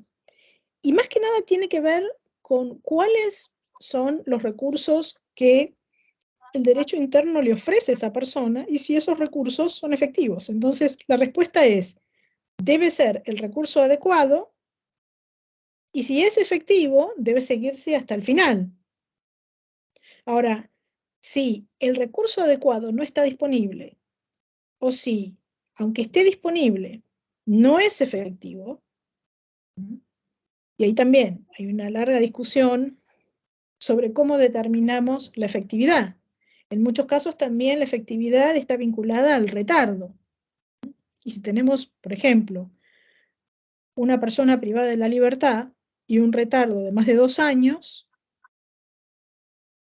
entonces estamos entrando en una dinámica en la cual podemos hablar de que hay un retardo injustificado. Entonces hay requisitos y excepciones. Y las recepciones más que nada tienen que ver con la inexistencia del recurso a nivel interno, porque puede ser que el recurso no esté previsto en la legislación, con el hecho de que no, y por lo tanto no existe un recurso adecuado, o con la inefectividad del recurso. Y por vía de esas excepciones, se puede llegar a una circunstancia en la cual se puede presentar la petición a pesar de que no estén agotados los recursos internos. ¿Por qué? Porque parte del reclamo en la petición también va a ser la violación del debido proceso o del acceso a la justicia. Más o menos así es como funciona el sistema. Pero en algunos casos va a estar muy claro que simplemente no se intentó el recurso adecuado. Por lo general lo que se pide es que se agoten recursos ordinarios. No se le pide a los peticionarios que agoten recursos extraordinarios. Ahora, si existía un recurso adecuado y razonablemente accesible para tener su situación revisada, por ejemplo, por un tribunal superior, por una Corte Suprema, por un tribunal constitucional, y ese recurso no se intentó, no tiene mucho sentido recurrir al sistema interamericano con el retardo que eso va a generar para la resolución de la situación de la persona. Hubiera sido más sensato simplemente ejercitar ese recurso ante los tribunales superiores. Lo que quiero decir es que el sistema interamericano, especialmente el procedimiento ante la Comisión, que recibe muchas peticiones, es muy largo. Y también hay grandes retardos. A la Comisión le lleva casi 2 años revisar una petición, del momento en el cual es recibida hasta que puede estudiarla y además que pide toda la información adicional que hace falta para decidir si corresponde darle trámite o no. Con lo cual, muchas veces es más conveniente ejercitar todos los recursos a nivel interno que golpear las puertas del sistema interamericano, aunque se pueda hacer una vez que se agotaron los recursos ordinarios que son adecuados y que son efectivos.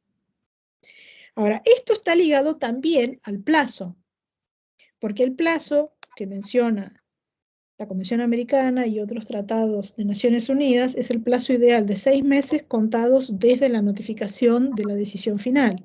Entonces, en el mundo ideal va a haber una decisión final de una Corte Suprema, o si no había recurso ante la Corte Suprema, del último tribunal ordinario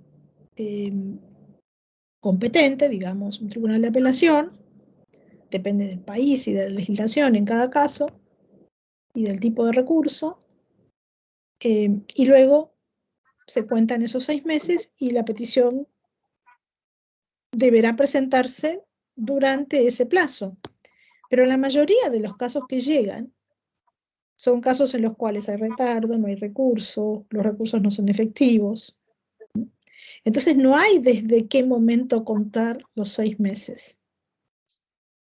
En esos casos deberá ser un plazo razonable desde que ocurrió la violación. Ejemplo, si una violación ocurre en 1979 y en su momento se ejerció un habeas corpus y después la persona recurre al sistema interamericano en 2009, podría hacerse un argumento de que el plazo transcurrido no es un plazo razonable. En otros casos, se podría hacer un argumento de que sí es razonable, porque quizás la situación de contexto a nivel interno es tan peligrosa para quienes intentan recursos, como vivimos en la Argentina durante la década de los 70 y los 80, que era extremadamente peligroso para los familiares de las víctimas, incluso para las organizaciones, ejercer recursos judiciales, que, bueno, quizás no es irrazonable haber esperado tanto tiempo para recurrir al sistema interamericano. Eso todo depende de la lectura de contexto que se haga del caso particular. Bien. Hay otra pregunta muy interesante. Partiendo de esta base, dice quien formula la pregunta, que existe una idea generalizada, incluso en el ámbito jurídico, sobre que la tarea o la función de la Corte Interamericana culmina cuando emite la sentencia, cuando en verdad, dice quien formula la pregunta, existe un mecanismo de supervisión que puede resultar importante que la doctora Gómez mencione. Yo creo que había intentado mencionarlo. Tanto cuando describimos el procedimiento entero, como cuando hablamos de, bueno, qué pasa cuando se incumplen las normas. Sí hay un proceso de seguimiento, les puedo dar las estadísticas porque las tengo. Si me esperan un segundo, porque pedí justamente esta información actualizada. Bien. Entonces, tenemos, en este momento la Corte Interamericana tiene 75 casos en trámite. Están en etapa de audiencia, o estamos recibiendo escritos de las partes, o estamos deliberando, o un proyecto de sentencia. Casos que se han decidido y están en etapa de supervisión son 282. Hay 282 casos que se ven por tandas en todos los periodos de sesiones, en algunos casos se hacen audiencias, y cada tanto tiempo se emiten resoluciones sobre esos casos. La Corte pasa mucho de su tiempo en ese proceso de seguimiento, de cumplimiento. A diferencia de, por ejemplo, la situación de la Corte Europea de Derechos Humanos, que le deja el tema del cumplimiento a un órgano político, que es el Comité de Ministros del Consejo de Europa, y el comité se encarga, ya pasa a una etapa de tipo político. La Corte Interamericana hace un seguimiento de tipo jurisdiccional, en la cual emite resoluciones, llama audiencias, etcétera, etcétera, y le presta mucha atención al proceso. Y casos cerrados y archivados, que ya se considera que el Estado ha cumplido con todas sus obligaciones, en ese estado tiene 47 casos de ese tipo. Entonces, allí tenemos casi 300 casos en etapa de seguimiento de cumplimiento, a los cuales se les dedica mucho tiempo y esfuerzo. La Secretaría de la Corte Interamericana tiene una unidad, tiene un grupo de personas 100% dedicadas al seguimiento de casos, y cuando se hacen visitas y audiencias públicas en el territorio de los estados parte, se dedica parte del tiempo también a tener audiencias de seguimiento. Algunas son públicas y otras son privadas. Depende de la naturaleza de la discusión que se vaya a tener.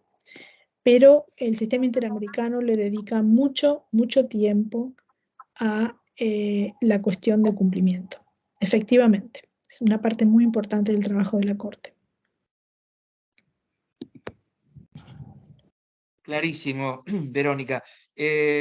Otra pregunta, en realidad la vamos a responder vía chat, copiando el enlace, porque una persona desde Corrientes pregunta cómo acceder a la opinión, a la solicitud de opinión consultiva que en este caso planteó el Estado argentino, que es en este caso sobre todo lo vinculado a derechos emergentes de las tareas de cuidado no remuneradas. Así que vía chat vamos a copiar el enlace, porque hasta el mes de noviembre hay plazo, tengo entendido, para enviar aportes y contribuciones para que luego la Corte delibere y emita la opinión consultiva. Eso ya lo estamos resolviendo ahora mismo. Y hay otra pregunta que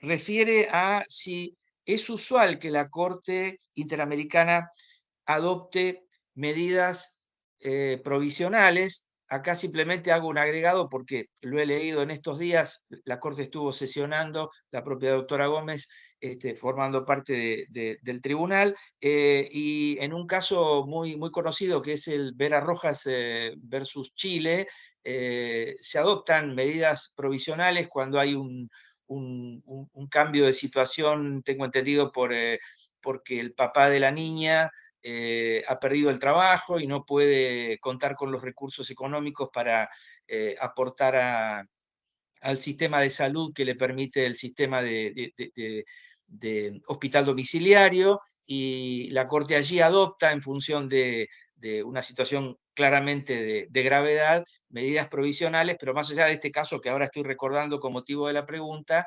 es más general sobre si es usual que efectivamente haya medidas provisionales por parte de la Corte. Sí. Efectivamente, las medidas provisionales están previstas en la Convención Americana. También, con base a la norma de la Convención Americana, se han desarrollado el procedimiento de medidas cautelares que dicta la Comisión Interamericana. Entonces, por un lado está el docket de medidas cautelares que tiene la Comisión Interamericana y el docket de medidas provisionales que tiene la Corte Interamericana. Aquí hay que aclarar otro tema. Las medidas cautelares y provisionales pueden estar vinculadas a un caso pendiente o no. Pueden vincularse a un caso pendiente porque pueden tener su raíz en una situación de peligro para un testigo o una víctima de un caso, peligro a su vida y su integridad personal, puede ser su salud también. Por ejemplo, si la persona está en custodia del Estado o en una situación de vulnerabilidad que tiene conexiones con un servicio del Estado. Pero también se dictan medidas cautelares y provisionales cuando no hay un caso pendiente ante la comisión. La comisión puede dictar medidas cautelares porque la idea es prevenir que se produzca una violación a los derechos humanos. Por eso no hay caso, porque estamos intentando prevenir un daño a la vida o a la integridad personal.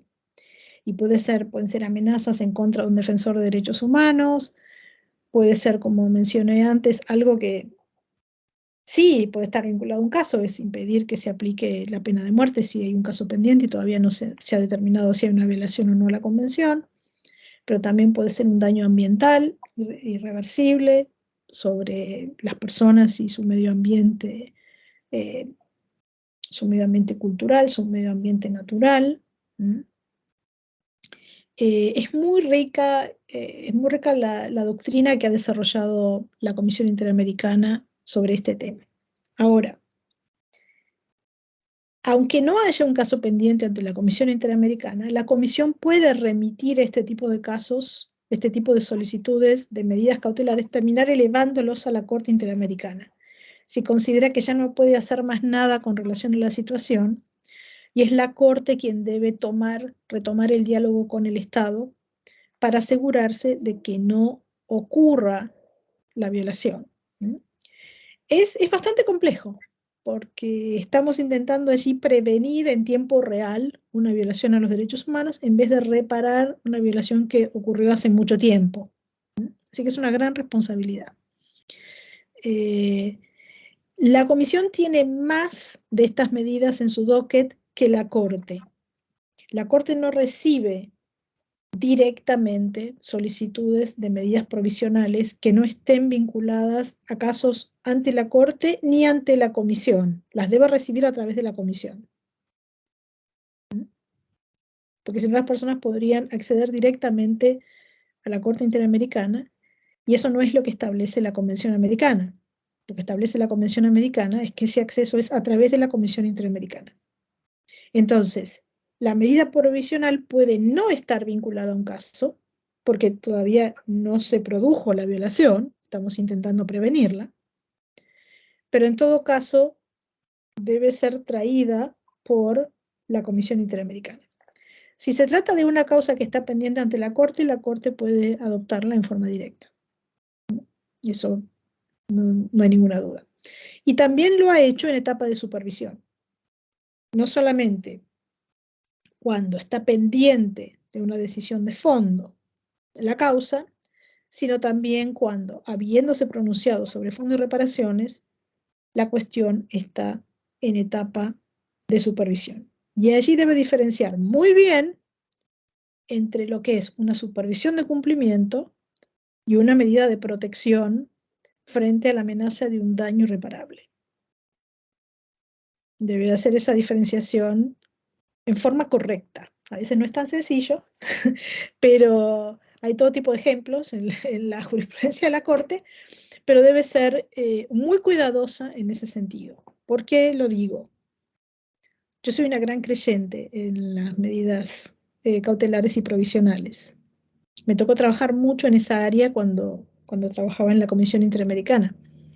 Entonces, es una herramienta importantísima, muy, muy importante, que ha costado mucho esfuerzo desarrollar y que los estados aceptaran, además, que tenían la obligación de adoptar medidas frente a este tipo de requerimientos por parte de la Comisión y de la Corte, y por lo tanto hay que protegerlas como herramientas para impedir daños irreparables a las personas en forma individual o colectiva.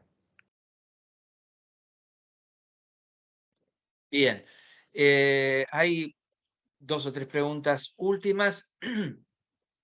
Una que plantea la opinión de la jueza doctora Gómez sobre la posibilidad de incluir en la condena dentro de la Administración de Justicia de un Estado como una medida de reparación el pedido de perdón a la víctima.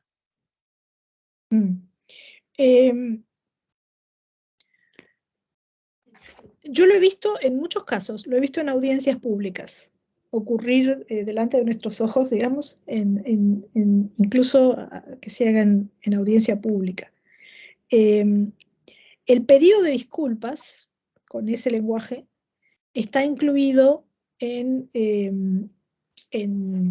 los principios sobre responsabilidad internacional de los estados entre las medidas de reparación. Son de las medidas de reparación más antiguas en el repertorio del derecho internacional. Entonces, efectivamente, el pedido de disculpas aparece en el repertorio de las reparaciones del derecho internacional desde hace muchísimo. Y están en si buscan los artículos sobre responsabilidad de los estados de la Comisión de Derecho Internacional de las Naciones Unidas, van a ver que allí está listado el pedido de disculpas. ¿Por qué? Porque muchas veces las personas acuden a la protección internacional por una situación que los ha injuriado, además de que les traiga un perjuicio económico, familiar, etcétera, quizás los ha injuriado en su buen nombre, en su honra, en su dignidad. Entonces sí, el pedido de disculpas está dentro de ese repertorio. Ahora, lo que ha hecho el sistema interamericano, a veces con mucho cuidado, y para eso hay que mirar la jurisprudencia de cada caso en particular, es ver cómo vincular el reconocimiento de responsabilidad, llamémoslo así, porque no es un pedido de disculpas entre dos personas, sino es el Estado haciendo un pedido de disculpas por la conducta de sus agentes a lo largo del tiempo, o quizás hace mucho tiempo. O sea, un gobierno tiene que disculparse por los actos de otro gobierno hace 30 años, muchas veces. Entonces, muchas veces eso debe entenderse como parte de la recuperación de la memoria histórica de una víctima. Nosotros tenemos muchos casos en el sistema interamericano sobre personas que quizás fueron ejecutadas extrajudicialmente o desaparecidas porque estaban sospechadas de pertenecer a un grupo ilegal armado. Muchos ejemplos, puede ser en Colombia, en Guatemala, en distintos países de la región. Y no solamente debe haber una reparación por el daño que la muerte de esa persona genera para su familia, para su comunidad, sino también para recuperar su memoria histórica como persona, a la cual se le había tildado como responsable de cometer delitos que nunca fueron probados, por ejemplo. Entonces hay diferentes escenarios en el cual el reconocimiento de responsabilidad y el pedido de disculpas o pedido de perdón también está ligado con el derecho a la verdad. No solamente el derecho a la verdad de la víctima o de la familia, sino el derecho a la verdad de la sociedad en su conjunto. Entonces, si bien es un elemento clásico de la reparación, está muy resignificado en el sistema interamericano de protección, muy leído en el contexto de cada una de las violaciones a los derechos humanos. Y en casos que involucran no solamente conflictos armados internos como los que mencioné, sino también, por ejemplo, formas modernas de esclavitud, discriminación racial, muchos elementos. También tiene que estar vinculado con otras medidas de no repetición, que deben impulsar también un cambio, no solamente en la legislación, sino en la cultura de una sociedad, a través de la educación, por ejemplo. Entonces, bueno, es uno de los elementos más importantes de la reparación, en ese sentido. Bien. Y hay otra pregunta que, si bien conecta con un caso versus Argentina de hace varios años, que es el caso Fontevecchia, muy conocido, pero en realidad la pregunta es más de carácter general sobre si efectivamente la Corte Interamericana es o no es una cuarta instancia.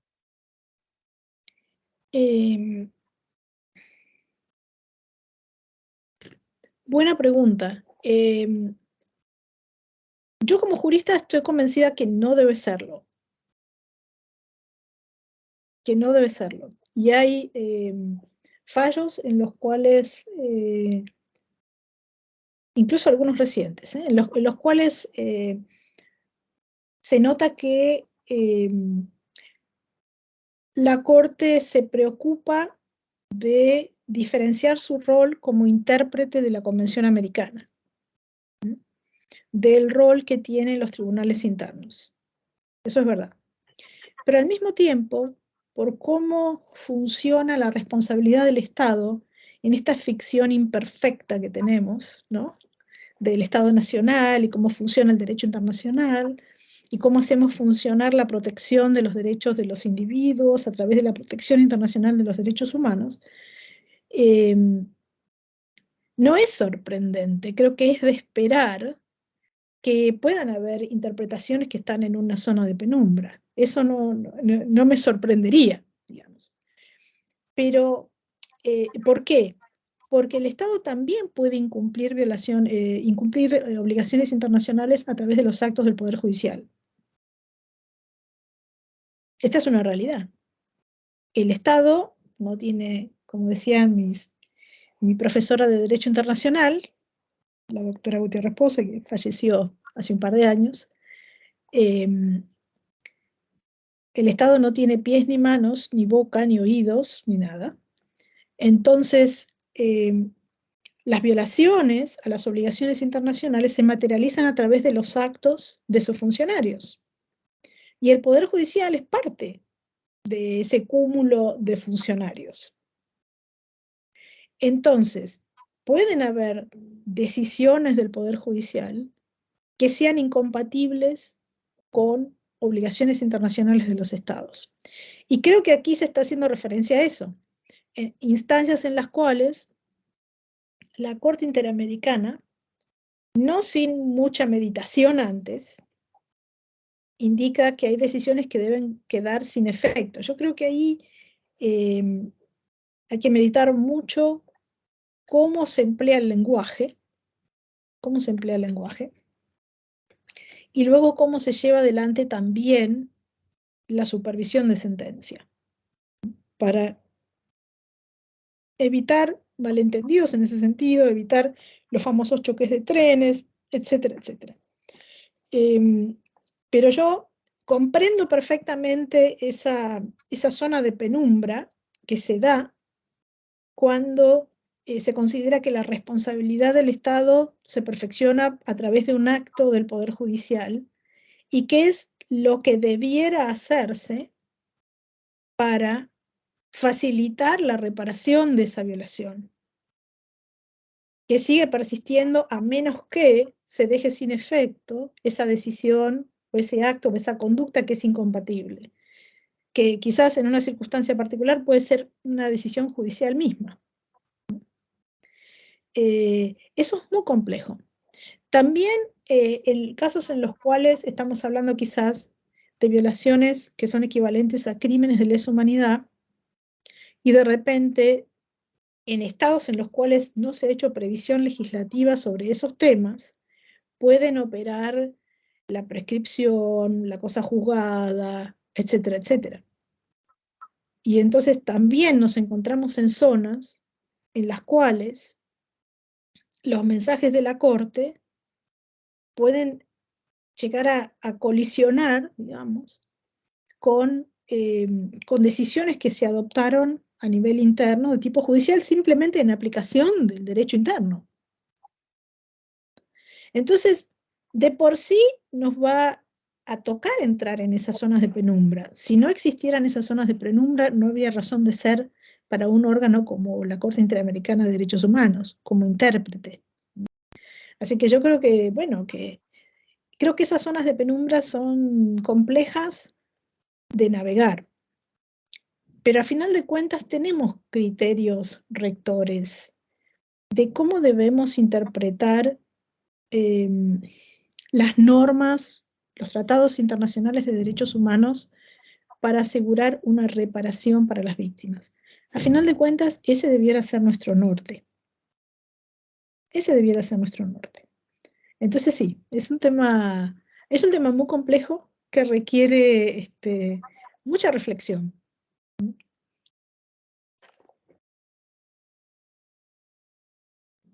Clarísimo, Verónica. Ya entramos en el último minuto, con lo cual pedimos también disculpas por las preguntas que han sido formuladas. De todas maneras, hay algunas que podemos contestar desde aquí sin ningún inconveniente, pero para hacer un uso adecuado del tiempo, porque, digamos, es el rango horario de 15 a 17 el que tenemos habilitado, de modo que corresponde expresar muy enfáticamente un agradecimiento especial a la doctora Verónica Gómez, porque ha sido una clase sumamente esclarecedora, no solamente la perspectiva histórica del inicio, sino también la explicación posterior sobre el funcionamiento del sistema interamericano, los órganos principales del sistema interamericano y específicamente el rol de la Corte Interamericana a partir de su experiencia pasada en el sistema interamericano y actual como magistrada de la Corte Interamericana. Muchísimas gracias, Verónica. Ha habido un número significativo de personas participando, un número significativo de preguntas que revela también el interés de la temática y también el interés por escuchar y ver a la persona que expone, en este caso a la jueza Gómez. Y también, por supuesto, agradecerles que hayan estado conectadas y conectados durante estos 3 encuentros de este programa de actualización en derechos humanos. Muchas gracias, Verónica, nuevamente, y nos mantenemos en contacto. Por Adiós. supuesto, un gran placer estar con ustedes esta tarde. Muchas gracias, muchas gracias. Hasta siempre.